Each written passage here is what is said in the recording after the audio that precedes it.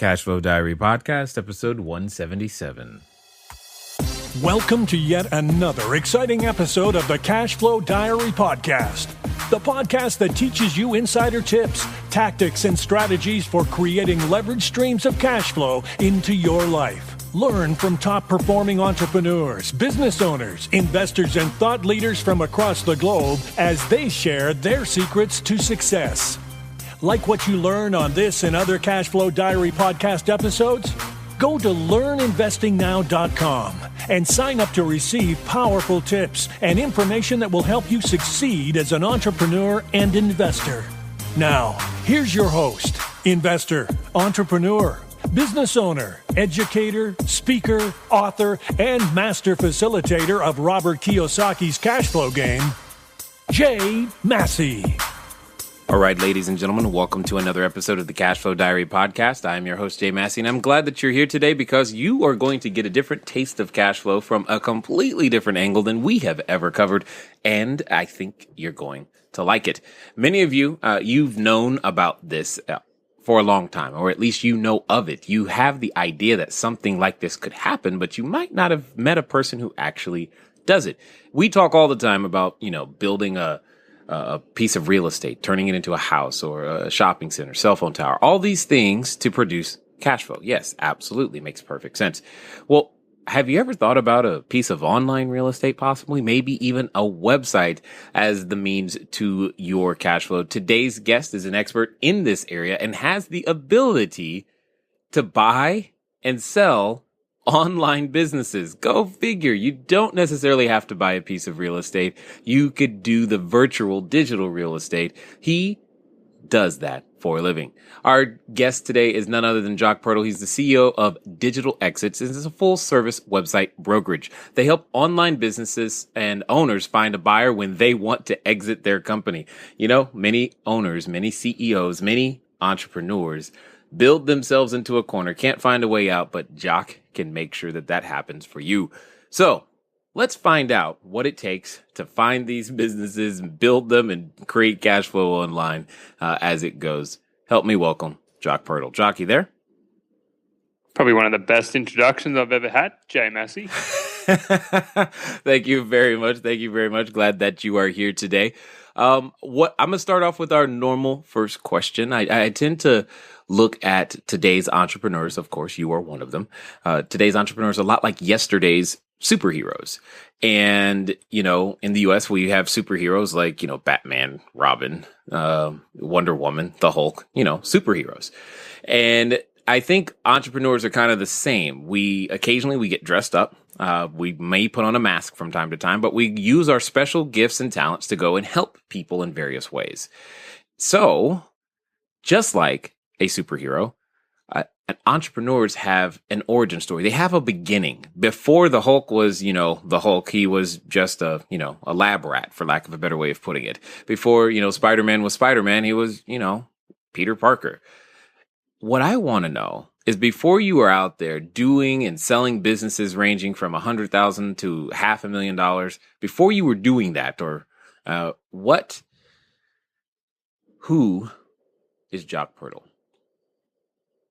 Sure.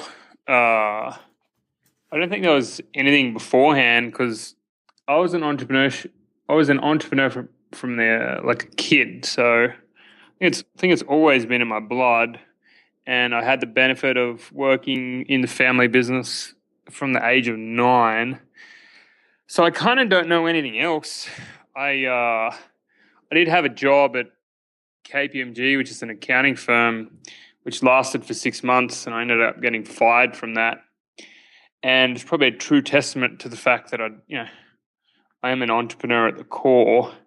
But quick background, I've worked in the family business. The family business was a real estate agency and a valuation company. So I've been doing, business valuations since I was a teenager. Hence the whole buying and selling businesses aspect. Yeah. That's a story in itself. But just assume that I got an education by fire doing it rather than learning it. Bought Bought my first online business in 2009, borrowed some money from dad, had some money on my own, sort of scrapped it all together, bought that business, did it up, ran it for 9 or 10 months and then resold it for a profit. That was kind of like my introduction to the whole concept of buying and selling web businesses, or you could call them virtual real estate. Just depending on sort of how big the business is. And then, bought and sold, a couple of businesses, and then started the brokerage in 2011. And then here we are today in 2015. I run the brokerage. I own a couple of properties myself, and we're on the path to put together some capital to go and sort of scale up that process at the moment. And then that's a quick background on me. That's awesome. And some of you probably have picked up on the fact that sounds similar to fixing and flipping, especially that first transactions. It sounds like you bought a website in 2009, and when you say you did it up, I'm assuming that meant you improved it in some way? Yeah, so the fundamentals of fixing up a web property is getting more traffic to that property, converting that traffic at a higher rate into customers, decreasing your costs of operations, and then all of those three things combined should give you a higher profit. And what I love about that is how similar that is to everything that we do in the real estate space, or any business for that matter. It's just done online. So give us an idea. How did you just wake up one day and say, I know, I'll buy an online business? Is that literally how it happened, or was there what led up to that thought process?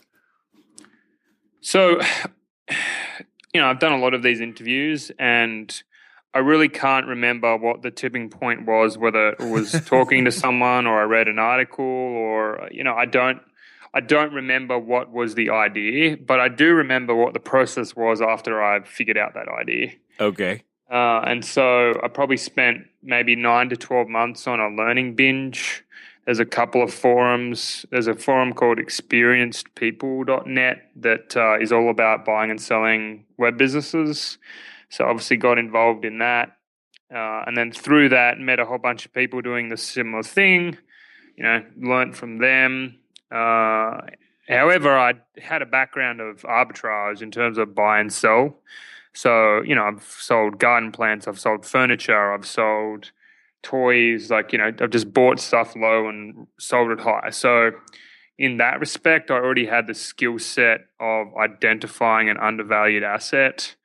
And so through the combination of learning about buying and selling web businesses, and then looking at the market and looking at, probably hundreds of deals. Took me 9 months before I pulled the trigger on the first deal that I did. Between all that, that's kind of like the combination of how it happened. Now, you said it took you 9 months. Is that 9 months because you needed that much information, or what? I just find the right deal. Got it. So there was an element of patience in that 9 months. Yeah. Got it. Excellent. So give us an idea, typically in this particular business, if you how would I find, if I'm you just Google undervalued website? I mean, what are you going to do? How does one look for such a thing, or what does it look like? I mean, I know what a dilapidated building looks like in the right neighborhood, that makes me go, yeah, this might be one. How can you identify something that might have a problem or become a target for acquisition? If I was fresh to it, I'd go to the brokers and start looking at their listings, just the same as you would go to a real estate agent and look what they've got for sale. That's kind of the step one. And then once you start to see, a couple of dozen deals, you start to recognize trends and patterns. And through talking through to the brokers and to the sellers, and then understanding more of how the nuts and bolts of the business works, you're going to be able to identify, where there's an undervalued well, I was going to say section, but just an undervalued opportunity in a deal. And so, from my point of view, the biggest undervalued element of a web business is improving the conversion rate from like eyeballs to customers. I think that's the biggest win that you can have as quickly as possible. The second thing in terms of win is improving the traffic, so getting more visitors to the site. And then the third thing that you might want to look at is improving margins on the product or margins on the expenses, etc. And maybe we might throw in there increasing the lifetime value of the customer as well. So like the basics of marketing, get more people, convert them better, or increase the amount of times that they buy. Indeed. I like the increased amount of times they buy part, because that's the subscription or real estate model, and that's how I tend to look at it. Is there a particular type of website that works better for this? Like if it's a membership website, I mean, I'm assuming you can do this with particularly, here's the better way of asking. What type of website can you not do this with? You can do with anything. So let me give you the spectrum of what types of business models you can buy. There's e-commerce businesses that sell product. There's software businesses that sell software. There's advertising websites that sell advertising placements. There's forums. There's membership websites. There's subscription businesses, which is kind of the same thing as a membership site. And there's apps. So those are the main types of web-based business models out there.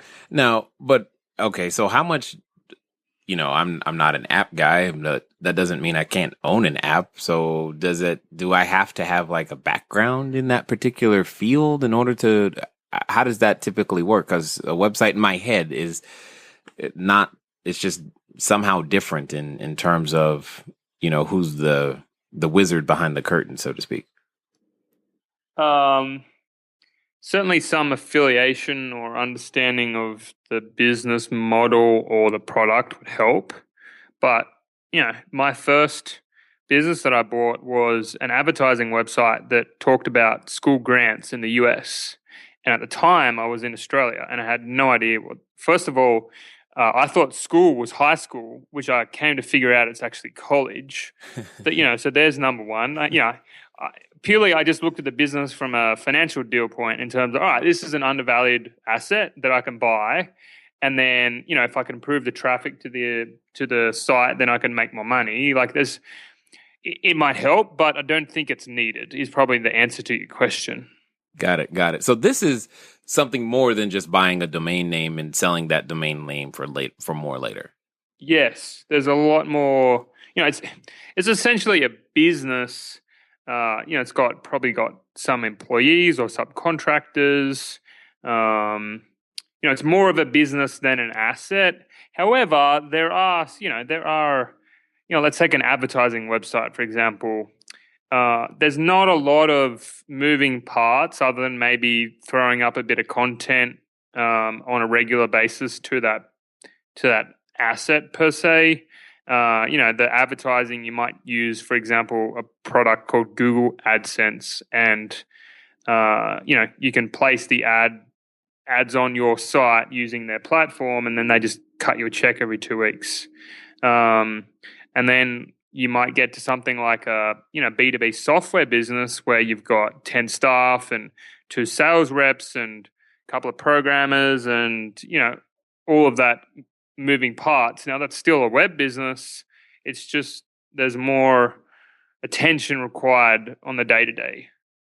Got it. So if I was looking at one of these, what's one of the easiest ones to cut your teeth on? Say you wanted something that after you purchased, you had as little to do as humanly possible.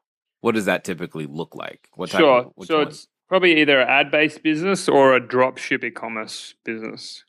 Dropship. So dropship means that the website is essentially the salesman, and then once someone buys a product through the website, the order gets sent to the manufacturer, and the manufacturer ships that product with your label on it to the customer. Oh, that sounds cool. Yeah, so all you have to do is set up the system that talks to the manufacturer of the product, and they'll ship it and worry about all that good stuff. So all you have to do is manage customer service on the front end and make sure the system doesn't break. Yeah, make sure it doesn't break, which is code for it's going to break, so pay attention at some point in time. Yeah, you're going to need someone to manage all the tech element of it. But, it doesn't cost very much to hire someone on a part-time basis that's working as a subcontractor. Well, okay, so since we're talking about cost, what typically say let's keep it these simple ones at the beginning. What would the advertising and or dropship type of website typically go for in today's market? As in evaluation, or as in terms of what it costs to run it? I was actually first going to ask the valuations, then I was going to ask operating expense ratios later.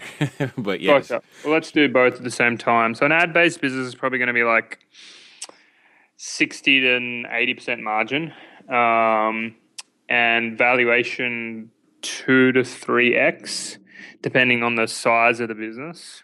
So that's a 50 to 33% return on investment, assuming that you don't count the time that you invest as the owner into the expenses. Right. If you did, it would be recalculated.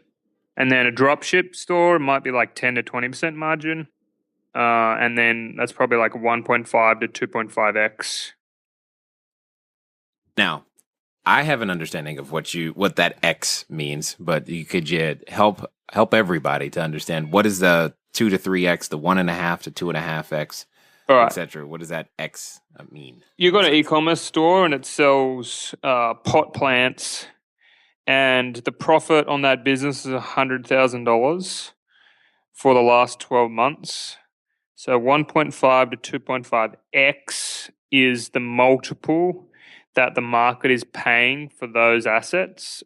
So that means the selling price is $150,000 to $250,000, and then your payback period for that is 1.5 to 2.5 years, and then if we do the calculations on yield, then what's that? So I'm trying to do the maths in my head. It's probably like a 40% return on 2.5x, and then it's an 80% return on 1.5x. That sounds right to me. Yeah, something like that. It's close enough. Give or take a couple of percentage points. It's higher yield. However, there is higher risk to the business.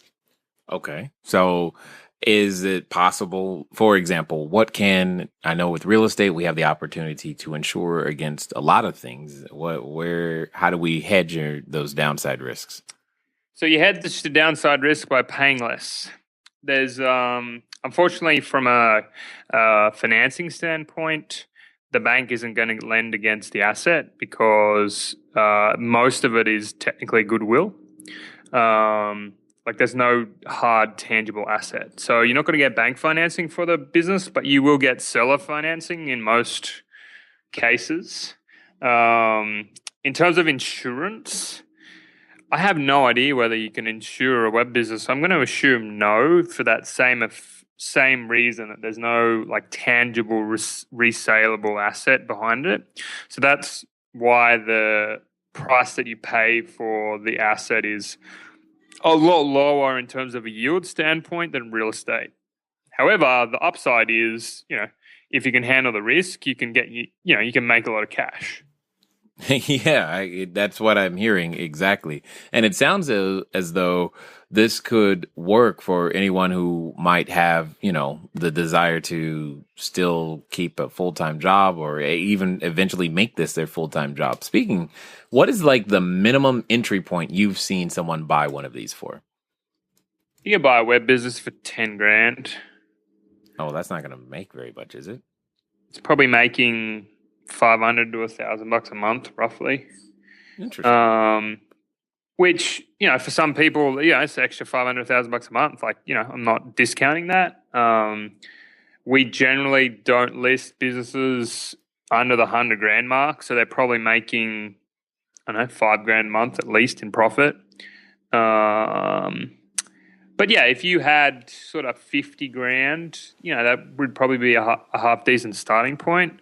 Just from a sort of buyer/broker standpoint, I think that the larger and older the business, the less risk there is. Obviously, the market's going to pay a higher price for that. Generally something that's 50 grand, it's quite young. You're not going to get a 10-year-old asset that's consistently been throwing off 50 grand a year for the last 10 years for $50,000, for example. So yeah, you just got to weigh up what you want to do in terms of, taking the first leap and then risk reward. Well, taking the first leap, that brings up two things. One, is there a licensing process because you keep using the term broker, and I'm just curious if there is a licensing process for any broker. I mean, how am I, outside of talking to you, don't get me wrong, you're awesome, but you're saying that there's a lot of you out there. How does anyone know if they're dealing with the right guy or gal? So the SEC released a relinquency, whatever that word is, on M&A transactions where it's a private deal and the assets of a business are traded. And so the license that you would have to get is a broker-dealer license through the SEC because of the fact that we're only selling the assets of a business. There's actually no requirement for a license. Now, who do you trust? I don't really have the answer to that. I guess probably track record, time in business. Obviously, broker, as a broker, it's all relationship based. So if you've got a whole bunch of bad reviews,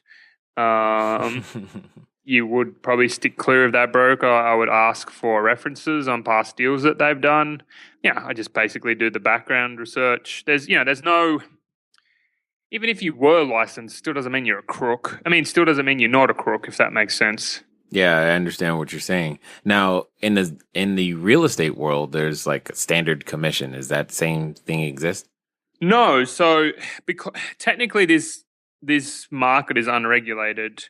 Even a business broker market is unregulated. Like a business broker can charge whatever the hell they want if they're selling, mum and pop fish shop down the street. It's just whatever they negotiate.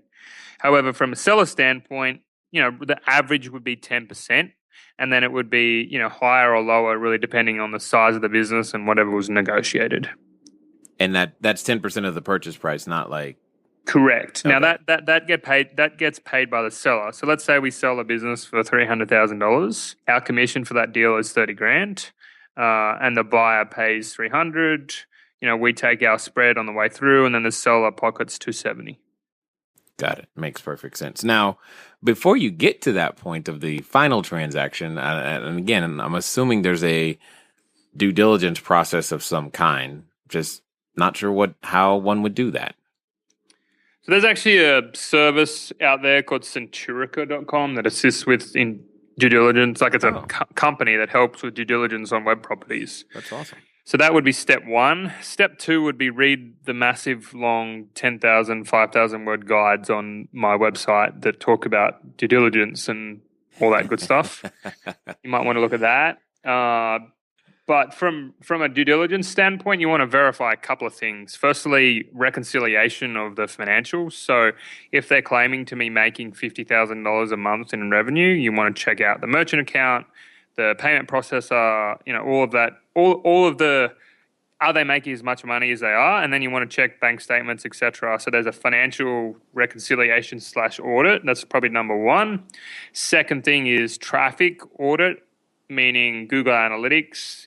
Go and Google all this stuff if you have no idea what I'm talking about. So checking out Google Analytics, making sure that the sources of traffic are legitimate and that they're not, buying eyeballs or visitors and, pumping up the pig per se to sell it at market to make it look better. I would look at the legal standpoint in terms of, the deal, the seller, all that good stuff. I would also look at the supplier side of things in terms of the relationships, the terms, and then you'd look at the employee contracts and all that good stuff. So that's sort of a broad stroke on the categories that you should be looking at. There's obviously more detail to be gone into for the due diligence process. However, there's quite a bit of information out there on the web that you can go and hunt down and have a read of. Yep. So what's the typical time frame? Like if someone said today, all right, Jock, I want to buy a business, and they could at least decide which one, and they were ready to go and enter into contract, how long does a typical transaction take before it actually closes? Okay, so I know you are enjoying this because at least I am.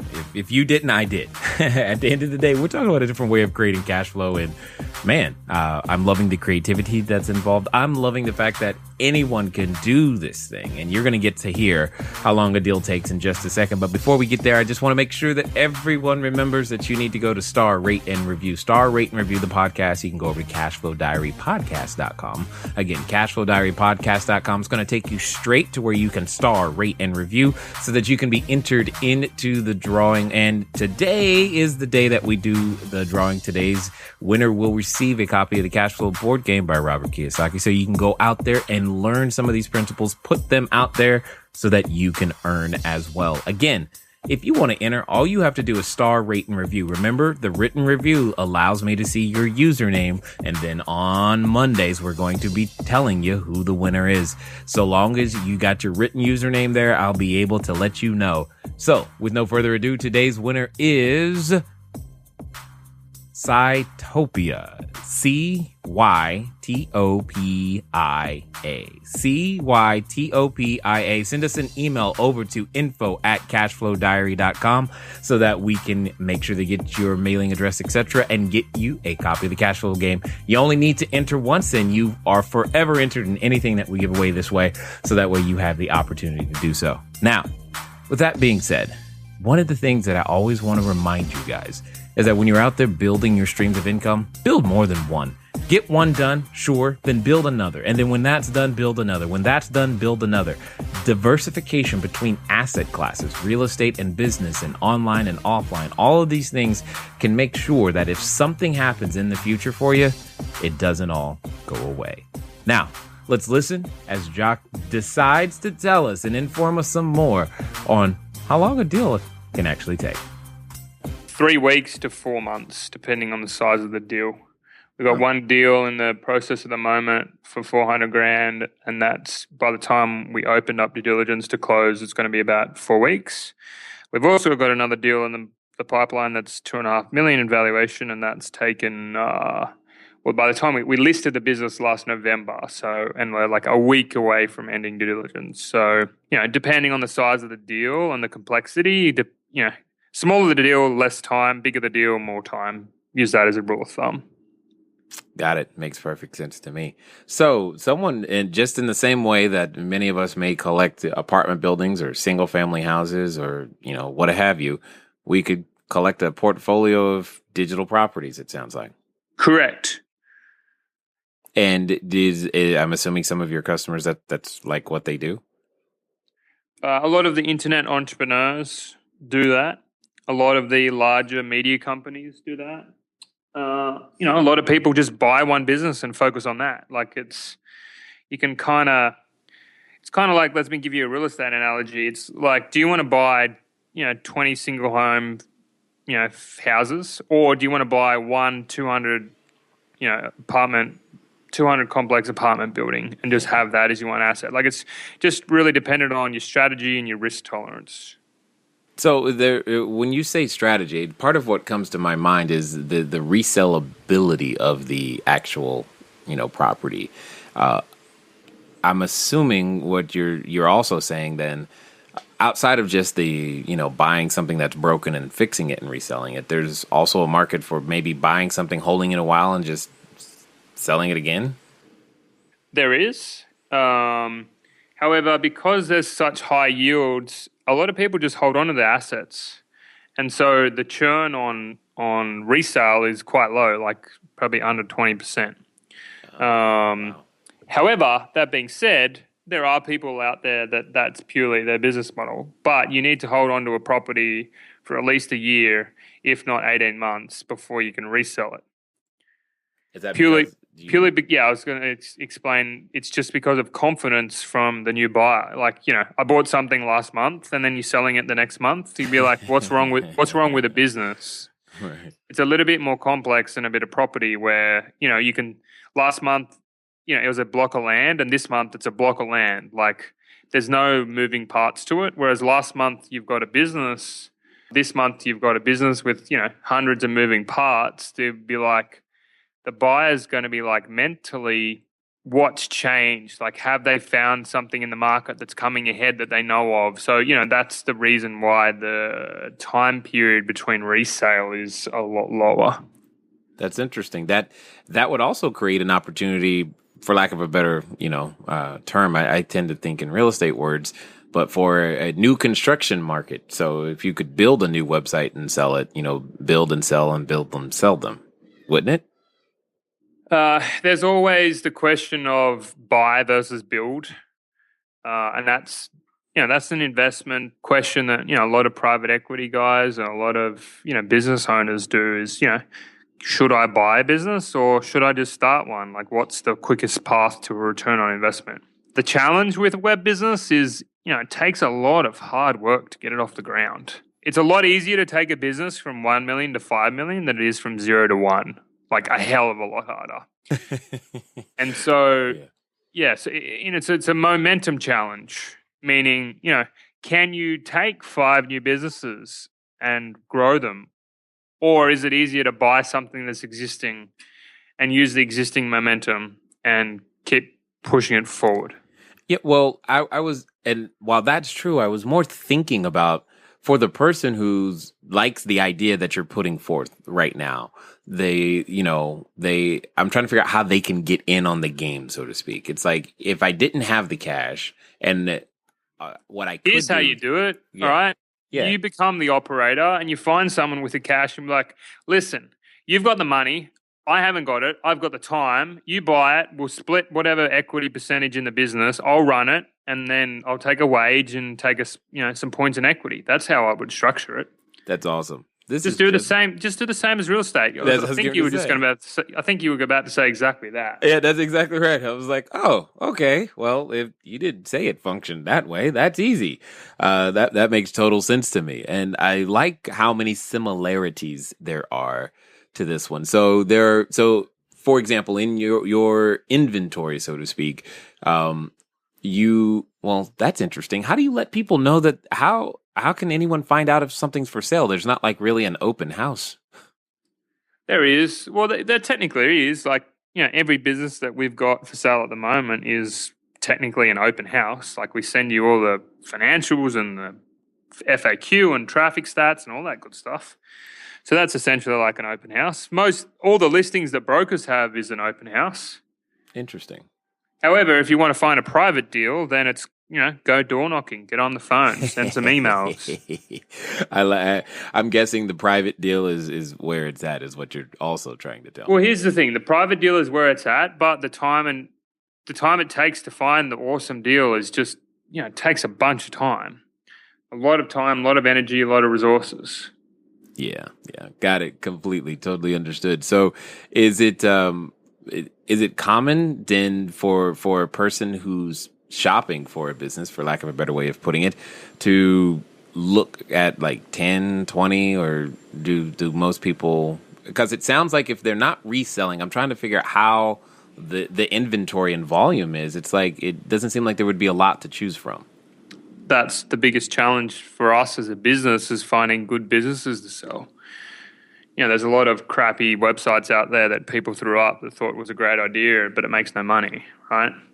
And so our challenge is finding, that good quality business where the owner is reasonable in terms of their expectations and selling price and motivated to sell.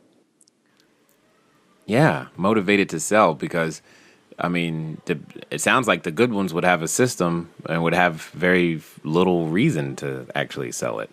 Exactly. So that's the challenge with web businesses is there's a whole lot more buyers than there is sellers. Well, it would seem then that the multiple would be higher. Yes and no. It's more the fact that the market will pay what the market will pay, but the closing time is a whole lunch quicker, and the cash paid for the business is a whole lot more. So let's take a deal that we've got at the moment, which is like an image hosting business. It does $675 in profit. That's $675,000, and the asking price is 2 times at 1.35. So you got multiple offers on the table. Some of them are financed by some of them are trying to get bank financing. Some of them, that by the way, that's against their own property and assets, not against the business. Yeah, you knew I was going to ask that. Yeah, yeah. So the bank's going to lend against the other assets that they own to give them the cash to buy the business. So it's one type of offer. Another type of offer is cash and seller financing and earn out. And there's just different variances of the amount of cash up front. And so the reason that the multiples don't change very much is there's still that risk element there. It's just the time to closing. Like you could get a restaurant based in Torrance in California that might sit on the market for 6 months. But you might get a web business that sells, pizza frying pans or whatever throughout the US, and they could sit on the market for a week. So that's the difference in terms of, is a hot market, a lot of buyers, stuff gets taken off the market really quickly. Got it. So if someone wanted to, and then I'm thinking about this because for those of you who don't know, I met Jock originally in Lithuania. We were hanging out at Simon Black's entrepreneurship camp. And as I think about the idea of diversifying income, say from the home country, this seems like would be an easy way to do that. Or am I mistaken? Yeah, 100%. Yeah. It's just that no one, it's just an asset class that, first of all, not many people know about. Second of all, there's a level of technical knowledge required to run these businesses, so it scares off, certain portion of the investment community. Well, okay, so let's talk about that because you're right, there's definitely a level of technical, but the same thing is true in real estate. Now, one of the things I do, especially the larger properties, is we negotiate for management to stay on board. Does that ever happen? Yes. In the larger deals, sure. We've got an e-commerce business at the moment where the operator, who is also the owner, would be happy to stay on. And, take a wage and maybe take a couple of points in the newly structured LLC. It really depends deal on deal. Sometimes the acquiring company wants to bring in their own management and boot the existing management out. So, right. On a smaller deal, maybe like up to $500,000, it's generally going to be owner operated. So the person buying will come in and become the operator. But on the larger deals, like $1 million to $5 million, it's throwing off enough cash that you can hire an operator to run the business. And when I say an operator, I mean like a CEO or general manager or whatever you want to call it. Yeah. So the answer to that question is yes. On the larger deals, the management can stay in place. Just really depends on who the acquirer is and what their team what the team is that's backing them up, what skills they have and all that good stuff. Well, that's kind of neat. I mean, I like how similar it is because it's a world when you can relate it to real estate, I can understand it. I just, you don't always look at it. I mean, I'm just on a website, in general. I don't really think about the fact that there's a business behind what I'm looking at, in the sense of I could just buy that, item or what have you. So on a typical, day, give us a sense of how big is the market for retrading these types of businesses, like on an annual basis? What would you say? Yeah, so we do a white paper every year where we analyze all of the public transactions. And last year, it was 180 million in public transactions. So I'm guessing that the sub $5 million market might be probably 3 to 500 million as a guess, including both private and public transactions. So when you say public transactions, is there like an MLS type of thing? What's MLS? Oh, sorry. Multiple listing service. It's where if I'm going to sell a property, there's a reciprocal agreement between a number of different brokers. They all put them on the same website or exchange so that any other broker can see what they have for sale. Yeah, so the data is coming from the business for sale classified websites like BizQuest and BizBuySell and businessforsale.com. So it's essentially either a private individual or a broker listing the business for sale there. Got it. So I guess then if I'm sitting at home right now thinking that I might want to dip my toe in the water on this whole buying an online business thing, because I mean, if you can have them for as little as $10,000, that's in the reach of nearly everyone listening right now. What would be like? How do I get prepared to do that? Walk me through what the typical first time buyer should know or do before they contact you. If I was a brand new buyer, I'd type into Google website broker and then get on the database of all of the brokers in the marketplace. I would also go to bizbuysell.com and then get on the Internet Business for Sale section database. And then I'd start looking at businesses. I'd start looking at prospectuses. I'd start looking at markets. I'd start looking at financials. I just start doing my research and getting a feel for what's out there in terms of potential. And after you looked at 50 or 100 deals, then you're going to get an idea of, all right, I like this business model. I like e-commerce. It suits me well. And so then you kind of figure out, all right, I like e-commerce. What type of markets do I want to play in? What type of markets am I not really passionate about? And so once you've sort of narrowed down your search, then you can start to look for businesses that specifically meet that criteria. And I would also start hunting privately, emailing webmasters, all of the above in that market. Be like, hey, I've got some cash. I'm looking to buy a business that's similar to yours. Are you interested in selling? And so I'd use both the public and private domain to go and find a business.